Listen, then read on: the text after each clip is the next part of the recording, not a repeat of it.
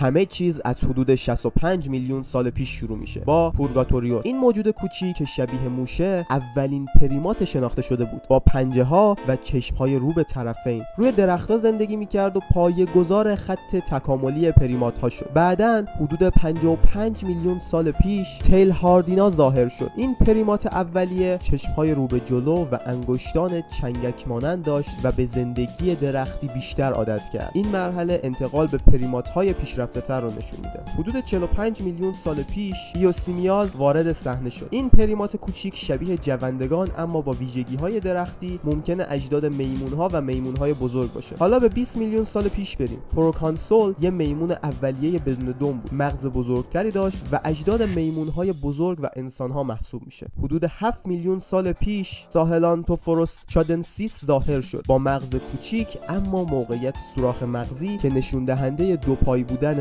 اونه. ممکنه آخرین اجداد مشترک انسان و شامپانزه باشه. 6 میلیون سال پیش اورورین توجنسیس، این انسان اولیه ویژگی‌های دو پایی در لگن داشت اما هنوز درختی بود و پلی بین میمون و انسان‌ها ایجاد کرد. 4.5 میلیون سال پیش آردیپیچزرامیدوس با مغز کوچیک اما لگن دو پا و پاهای چنگ زننده در جنگل‌ها زندگی می‌کرد و نشون دهنده انتقال به دو پا شدنه. 4 میلیون سال پیش آستراپیچز آفارانسیس مثل لوسی معروف کاملا دو پا بود. مغز کوچیکی داشت و توی ساوانا زندگی می‌کرد. اولین گام‌های واقعی انسانوار. 2.5 میلیون سال پیش هومو هابیلیس، انسان ماهر با ابزارهای سنگی اولیه و مغز بزرگتر، اولین گونه از جنس هومو بود. 2 میلیون سال پیش هومو ارکتوس، اولین کسی که آتش رو کنترل کرد، از آفریقا مهاجرت کرد و یک شکارچی ماهر بود. 700,000 سال پیش هومو هیدلبرگنسیس با مغز بزرگ، اجداد نئاندرتال ها و انسان مدرن بود. 300,000 سال پیش هومو سایپین اولیه، انسان‌های آناتومیک مدرن با رفتارهای پیشرفته و مهاجرت اولیه. و بالاخره هومو سایپینز مدرن از حدود 130,000 سال پیش تا امروز با رفتارهای فرهنگی پیچیده، هنر و فناوری ما هستیم.